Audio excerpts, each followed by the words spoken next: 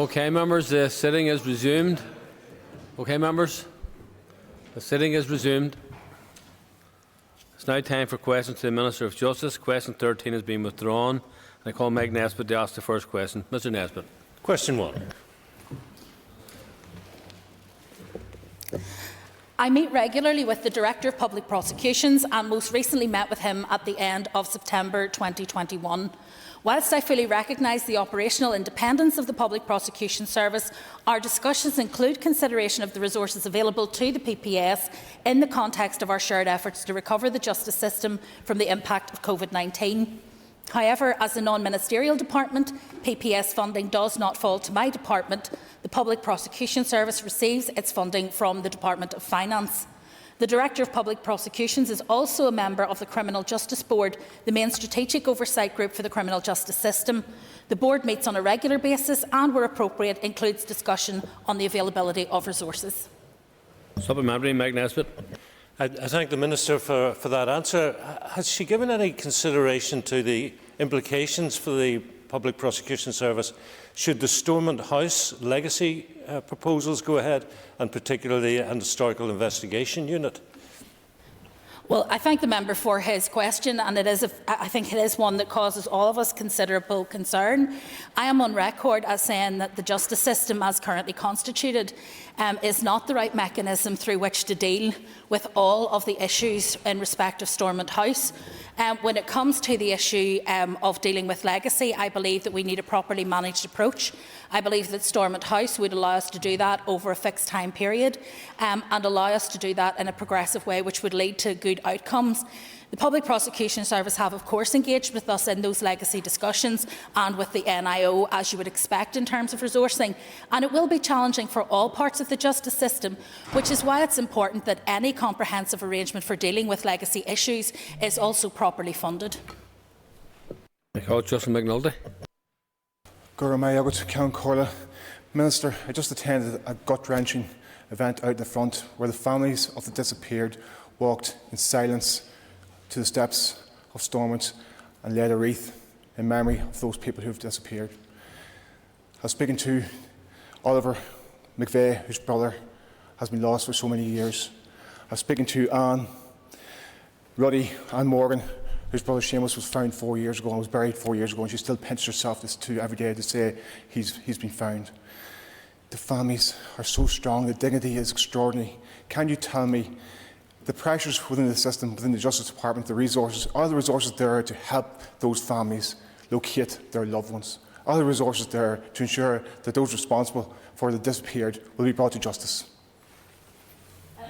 Mr. Speaker, with respect to the issue that the member has raised, I think all of us would want to extend not just our sympathy but also our solidarity to those who find themselves in what is a completely unacceptable situation.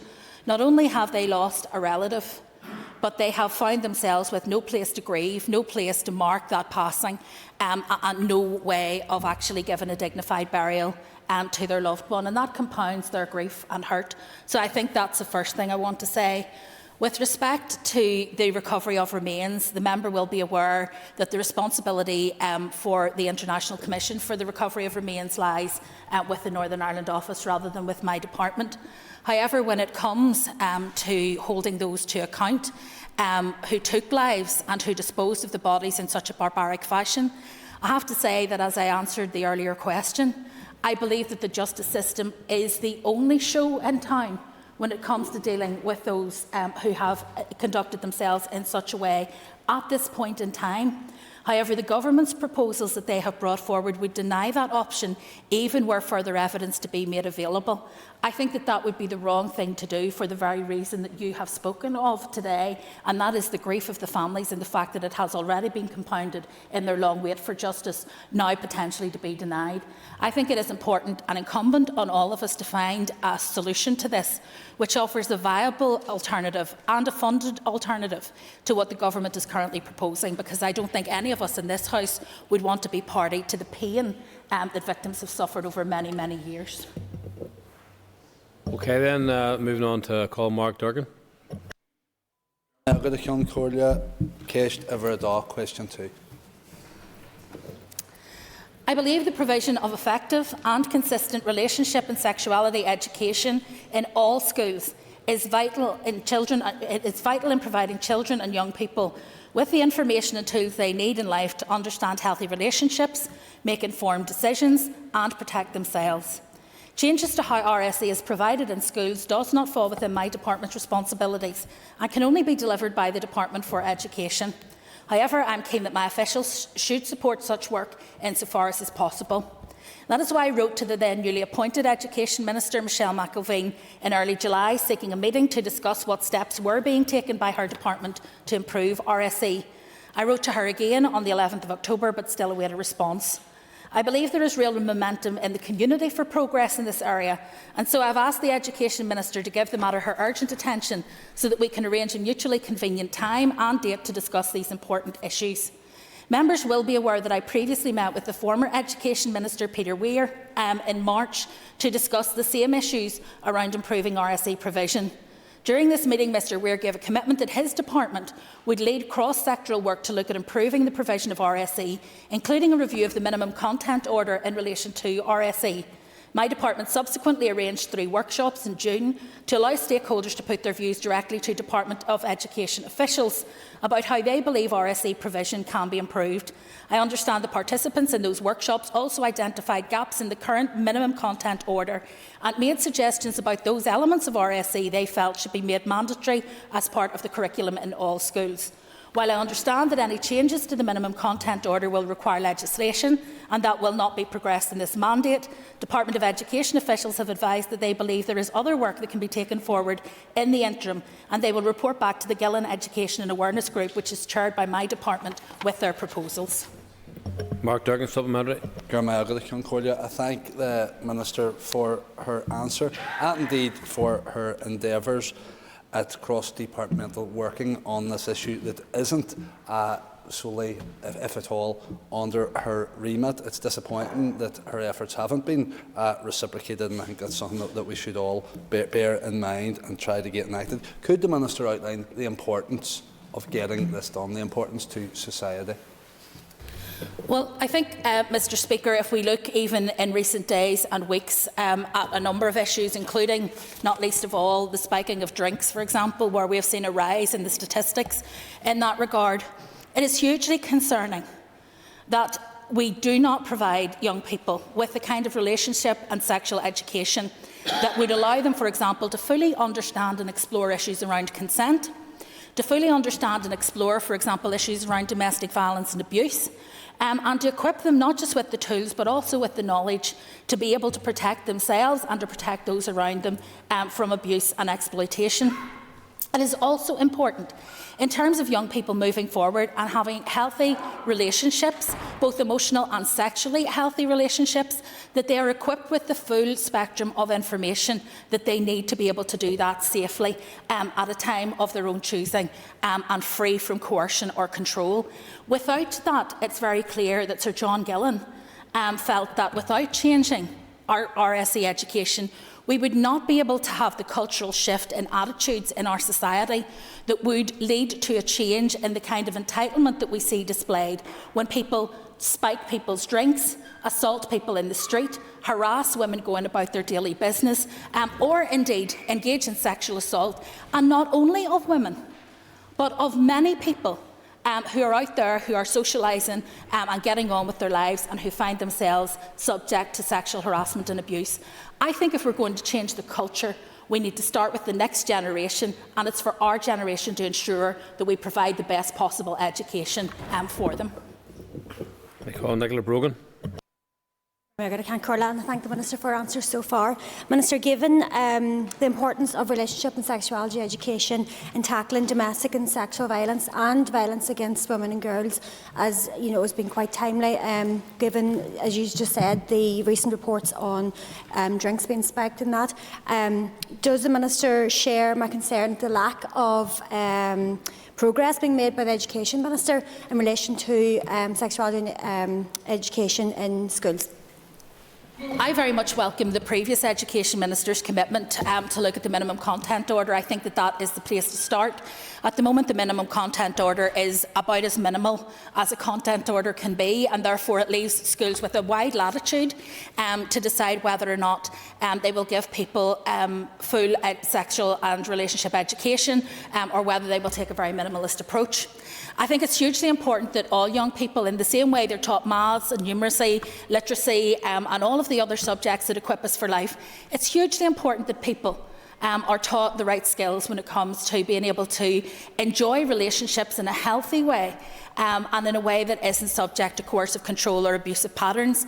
I think school is a good place to do that, but it's also a safe place for young people in the course of that conversation to be able to speak to their teachers and others in authority that they trust about abuse that they may have witnessed or experienced, either in the home or indeed in their peer group, and be able to share that with people who then may be able to direct them to services.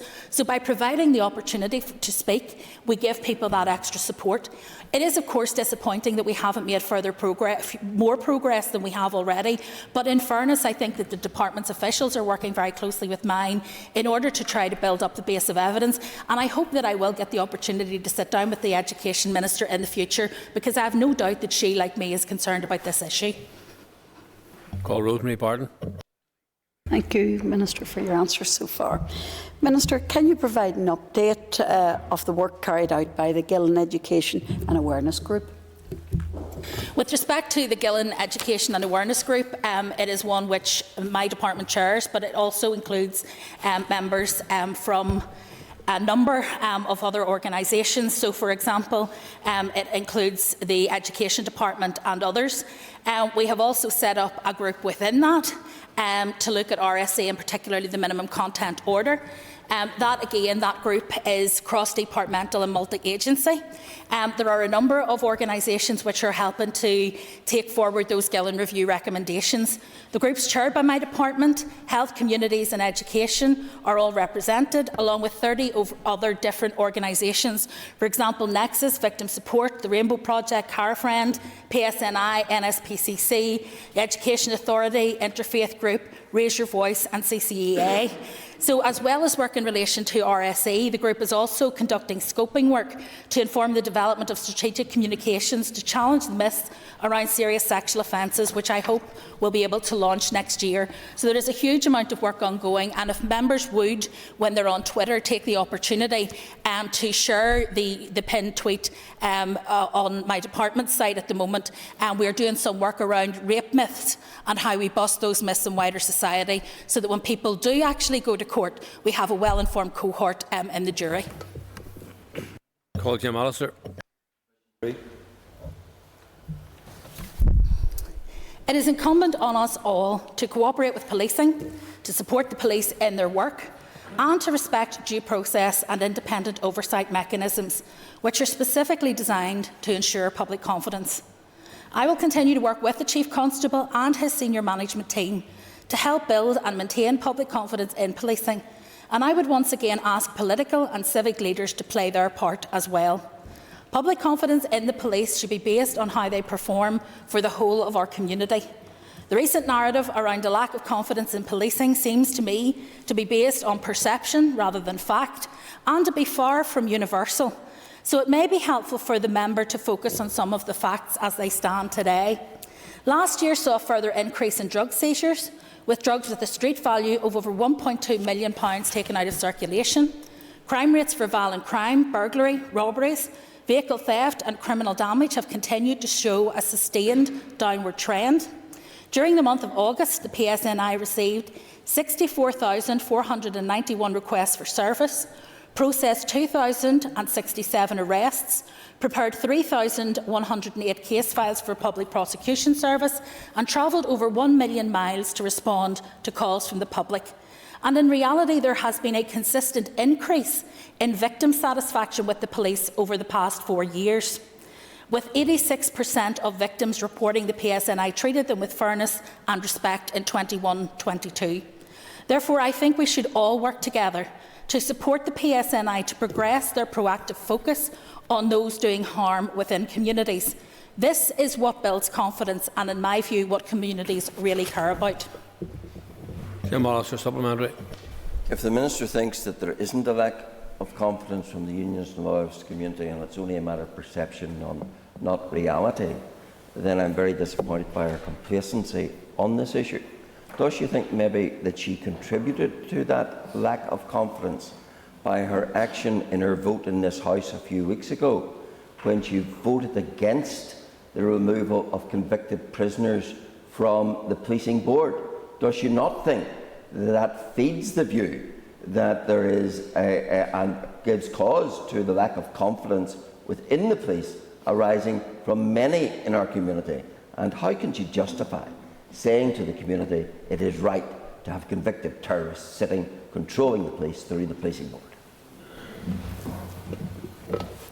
Well, Mr Speaker, I'm rather amazed that the member in question would pursue this particular line of inquiry, given his recent run-in, or should I say run-over, of a police officer doing his duty as he ought. And I am surprised that he continues to come to this House to denigrate the good work of police officers, because far more than any vote I may cast in this place, disrespect from elected members in this place towards police officers who are doing their duty, and disrespect in this House about how difficult a job they have to do, and the constant narrative around two-tier policing and criticism of the police is what undermines confidence in communities. And I say that with a degree of confidence, Mr Speaker, because I have been to Loyalist areas in my own constituency, and I have spoken to people who live there. And they do not have any lack of confidence in their local neighbourhood policing team or in their ability to respond to the concerns that they have raised. Relationships are good, though strained. I heard the same story when I travelled to the North West on Friday and spoke with Loyalist communities there. But people are afraid, because of the political narrative, to be seen to engage with policing in their community.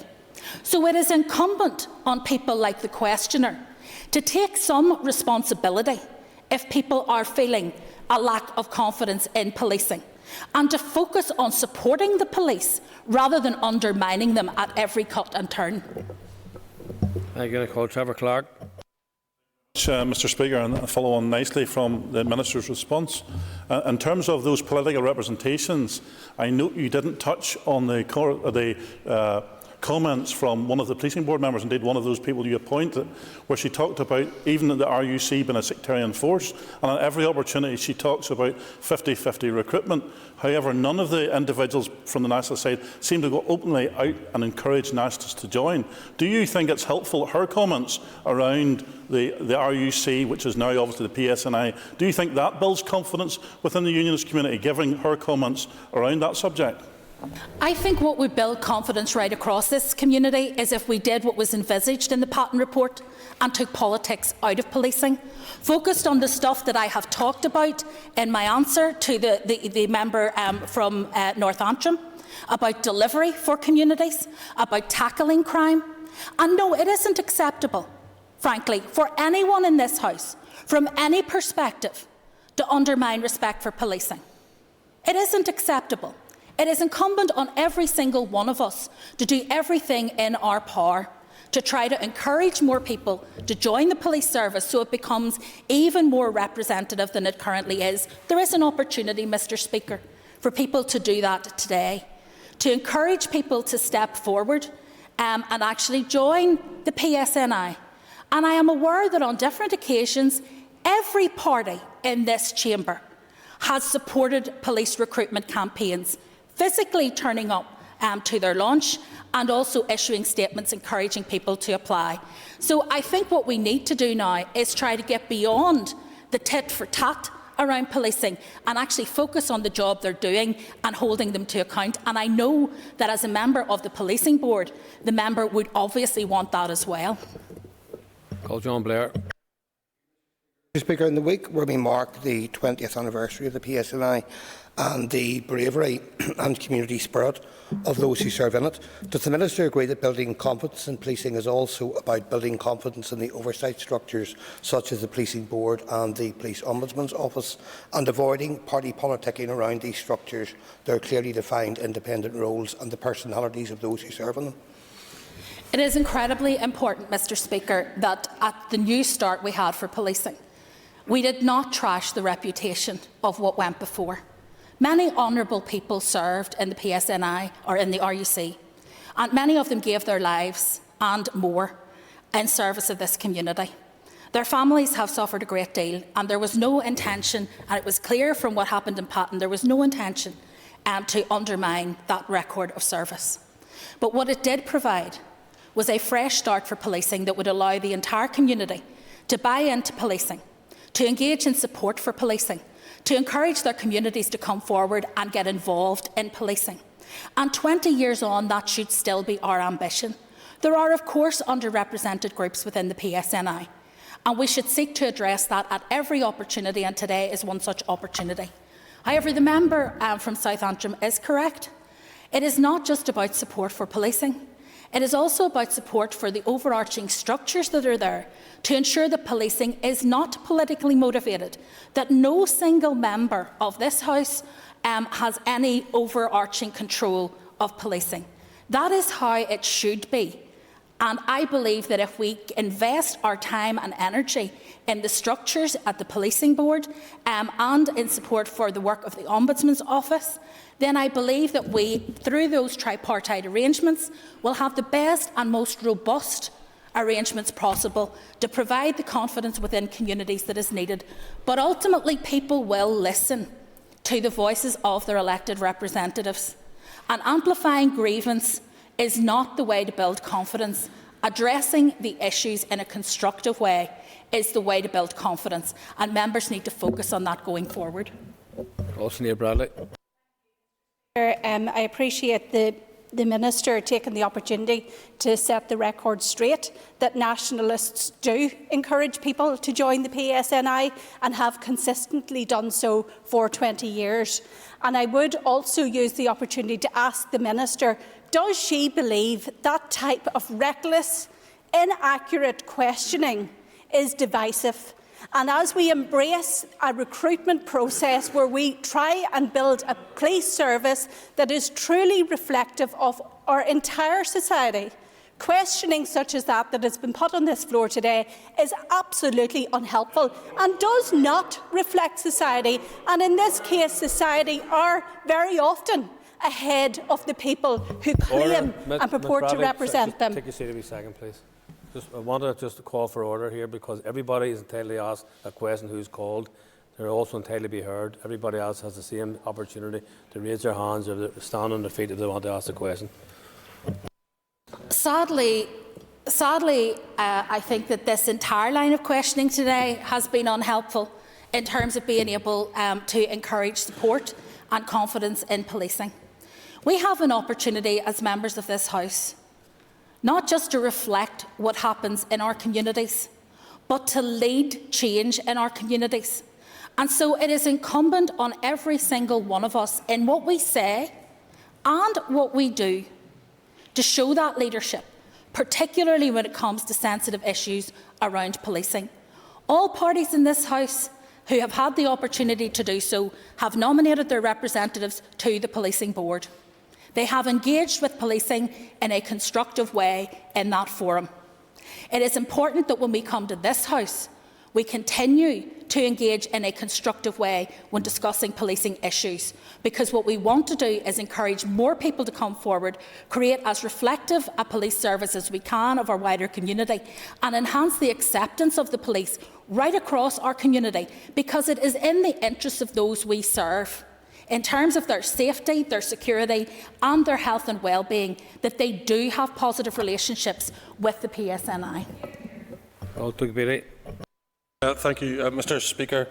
Minister, thank you for your answer so far. And going back to the original question, which was about the promotion of confidence, given the high-profile murder of Sarah Everard, Have you had many discussions with the police in regards to how they can raise confidence with females meeting police officers when they're out on their own? It is an issue, Mr Speaker, which we have had discussions about. The PSNI, as you will be aware, are bringing forward their own violence against women and girls strategy to take forward the work that they already do in this space. As a result of the work that we're doing around the new domestic abuse offence, there's also enhanced training going on throughout the PSNI. And again, the member will be aware from his membership of the Justice Committee that in relation to the new stalking offence, similar training is being rolled out. It is, of course, of concern when someone in a position of authority and power abuses that power. And therefore, I have said on the record that I believe it is important that those in the police service and indeed in other positions of authority and power are held to the highest possible standards when it comes to their interactions with members of the public. And that includes with vulnerable women and girls who are only vulnerable because there are predators in our community. Call Matthew O'Toole. Question 4.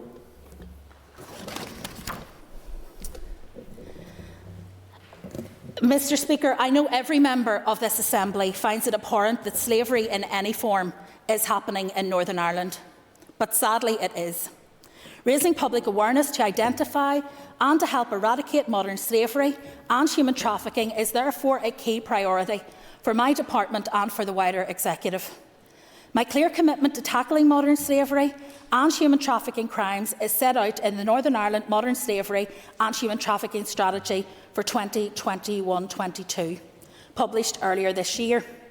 A key part of its Prevent strand is to ensure collaborative working and share knowledge across strategic partners to identify best practice and to facilitate greater public awareness of modern slavery.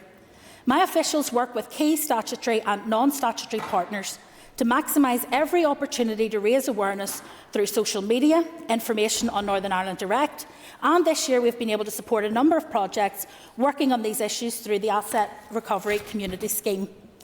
The Organised Crime Task Force annual report and threat assessment also sets out the actions taken to target and disrupt organised criminality, with a specific section on modern slavery. As you all know, Anti-Slavery Day was the 18th of October, and my department worked alongside partners to mark and raise the profile of this important event by sharing and promoting social media content through public engagement events and by illuminating council and civic buildings, for example in Belfast City Hall, which was lit up red for this year. I also attended events by Flourish NI and Invisible Traffic, which raised awareness through creative and innovative projects, which were ultimately hopeful and inspiring, despite the nature of these crimes and the impact on victims.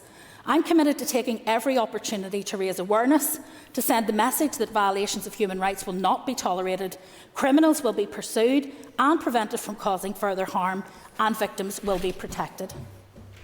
Supplementary, Matthew O'Toole. Mr Speaker, Minister, I should first acknowledge that Dame Sarah Thornton, who's the UK Anti-Slavery Commissioner, is here today in the building. Minister, the expert group on action against trafficking, part of the Council of Europe, said that Brexit has, quote, heightened the risk of exploitation of EU workers. We in Northern Ireland are at particular risk of that happening, given our geography. What specific actions is your department taking to raise awareness and to take action because of the specific risks we face? I'm afraid the strategy you mentioned doesn't say very much about the risks of EU exit, so what is the department doing in that regard? Thank you. Mr Speaker, I'm aware that Dame Sarah Thornton is here today. I met with her yesterday and had a very constructive meeting with her, including looking at some of the risk factors that are emerging. The department treats all organised crime and the threat of organised crime and has assessed it in relation to Brexit. It has to be said that from a criminal's perspective, whether the commodity that they are trafficking is illegal goods or human beings is irrelevant to them. Simply the monetary value is all that matters. And so the work which we have been engaged in terms of disrupting those in terms of organised crime who are trafficking any goods across our borders or trying to exploit any loopholes as a result of Brexit is hugely important. However, it has to be said that the policing arrangements and the cooperation and the future security partnership arrangements which are currently in place have given us a much greater degree of continuity of service right across the EU. Indeed, I met with the chair of the Libe Committee last week, and I will be meeting with the chair of the jury committee later this week to keep them updated and abreast of the challenges that we face, but also to keep abreast of the work that they are doing alongside ourselves to tackle issues such as modern slavery, human trafficking and other organised crime. It is incredibly important that we do not lose that future security partnership which forms part of the TCA, and so I hope that those who are negotiating at the moment and who are considering how the protocol can be changed and implemented differently will give due consideration to the impact when it comes to crime. And that ends the period for list of questions, members, and we will now move on to 15 minutes of topical questions. 3 and 5 and 7 have been withdrawn, and I call Carol Ní-Killen. And I thank the Minister for questions thus far.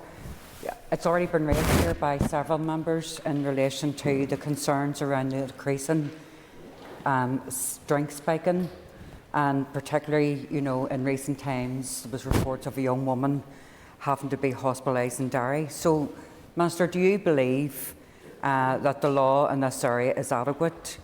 And if not, would you encourage a review into the law if necessary? Well, I thank the member for her question. I have been extremely concerned by the recent reports of drink spiking and drug injecting, both locally in the Foyle area particularly, and also nationally. It's an extremely serious issue with very damaging consequences for the individual. I want to reassure not just members of this House, but also the public that there are laws in place to deal with this type of behaviour in Northern Ireland. The Sexual Offences Northern Ireland Order 2008 makes it an offence to cause a person to engage in any type of sexual activity without consent. Where it is proven that drugs or alcohol were administered, there is an evidential presumption that the person did not consent. Depending on the circumstances of the case and the nature of sexual assault, offenders can be liable to a maximum of life imprisonment. There are also a number of offences under the Offences Against the Person Act 1861, which could apply where drinks were spiked or drugs were injected where the intention was not sexual assault but was to cause harm in some other way. I would urge those affected to come forward at the earliest opportunity in order that the matter can be properly investigated. The drugs that are often used in drink spiking metabolise very quickly in people's systems. If people feel themselves becoming dizzy, disorientated and woozy, if they haven't had much to drink or the reaction is out of proportion to their usual reaction to alcohol, then it's important that they secure their glass with whatever liquid is left in it and report it immediately to both the bar and to the PSNI. That's the best way to ensure that people, first of all, get the hospital treatment they need, to ensure that they are safe, because these drugs can have long-term side effects, but also that the evidential chain is maintained in terms of being able to test for the drugs in their system and indeed in what they've been drinking.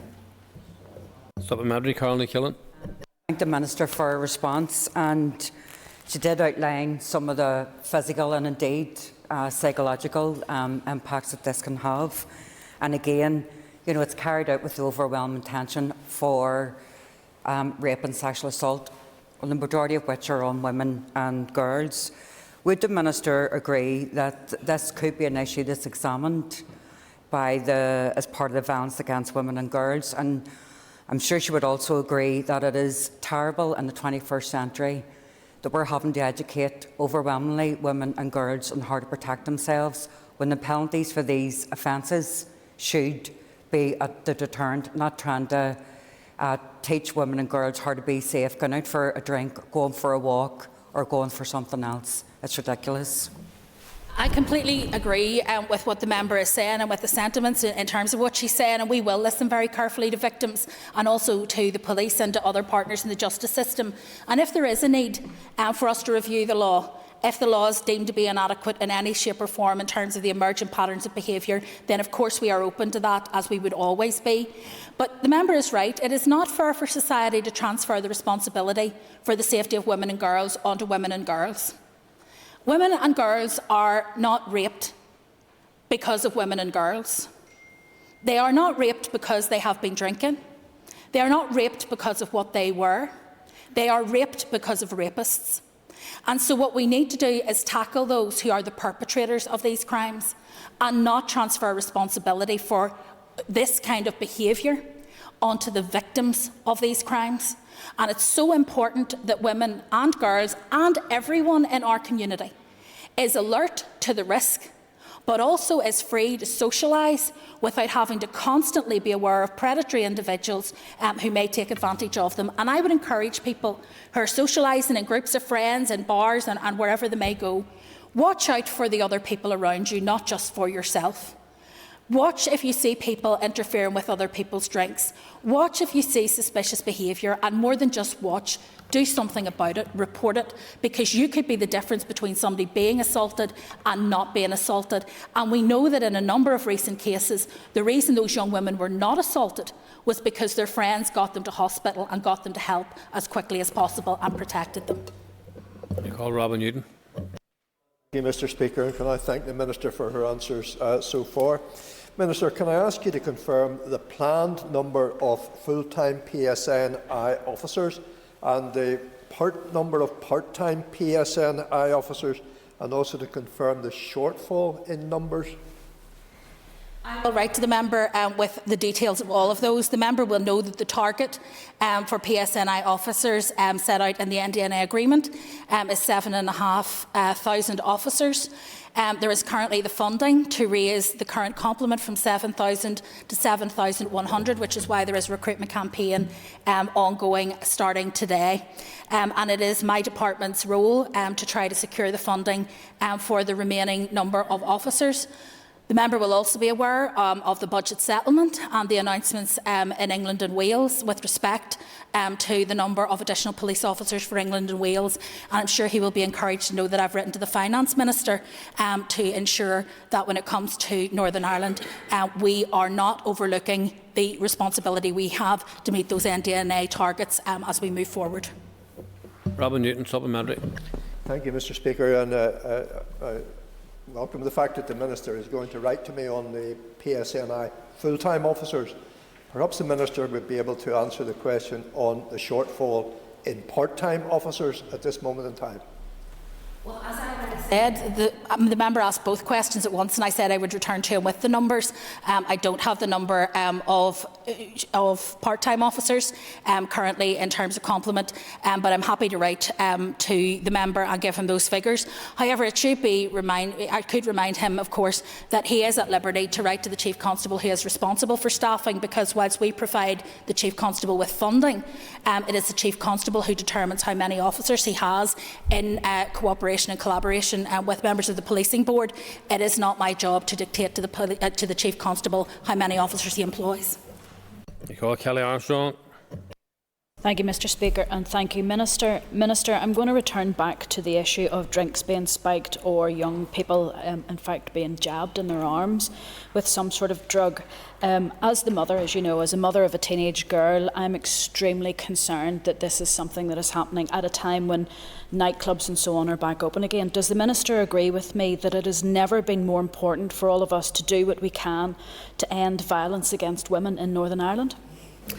I do completely agree with the member, and she will have, I know, listened carefully to my answer to the first question in topicals.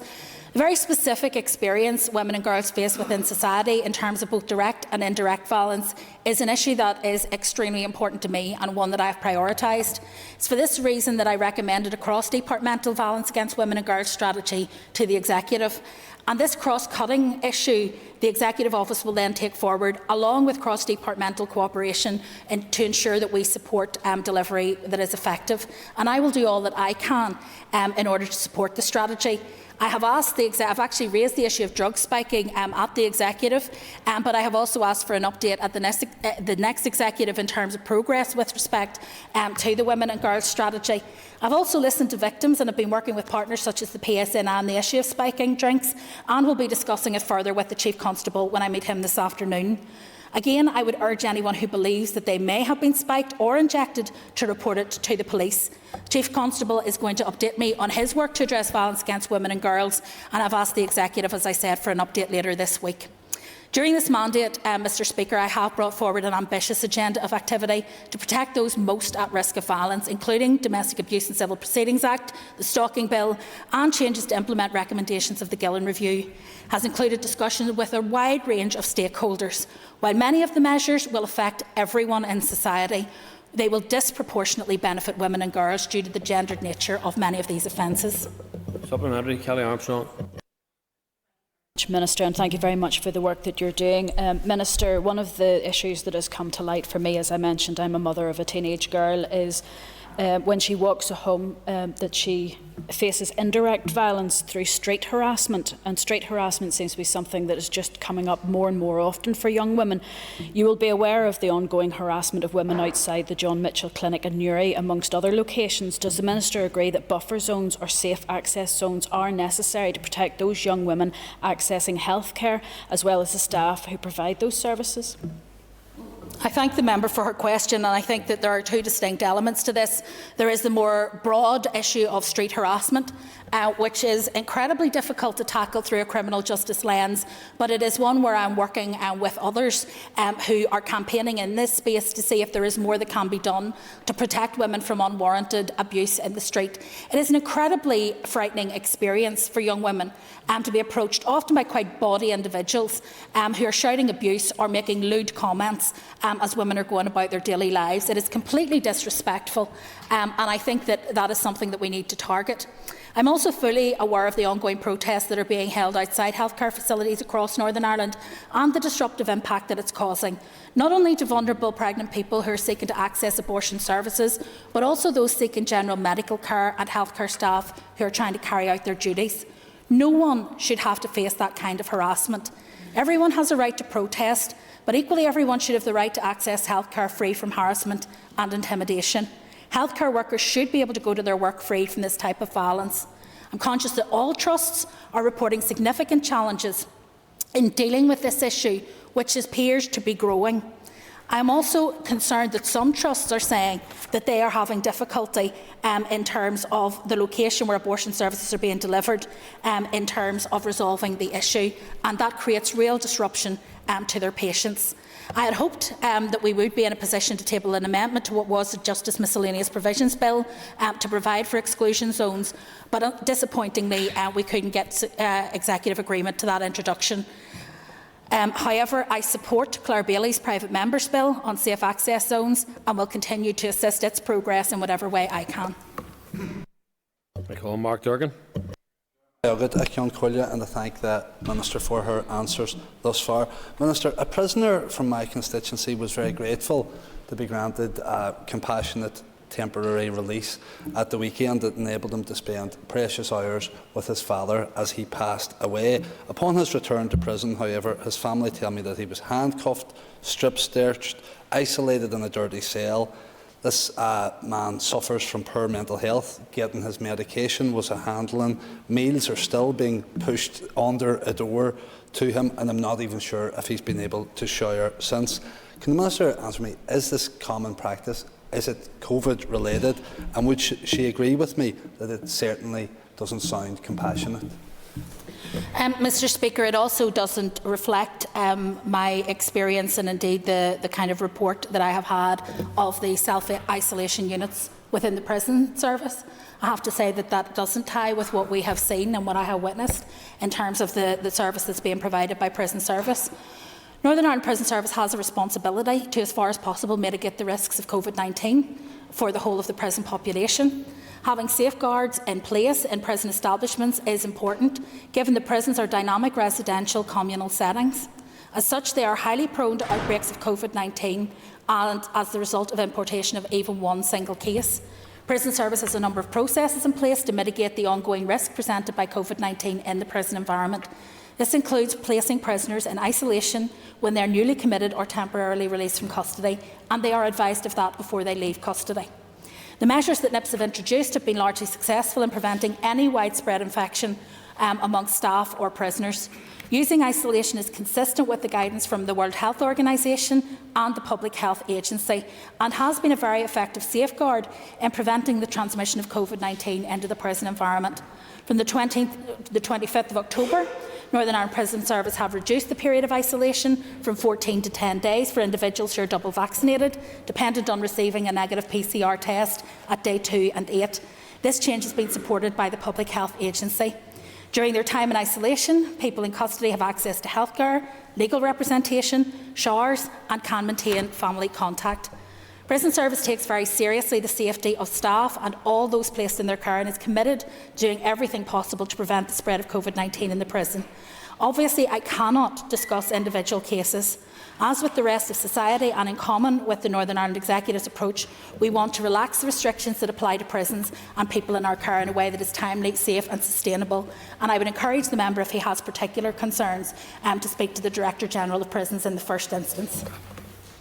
Time is up, members, and members, please take your ease until we move on to the next item on the order paper, which is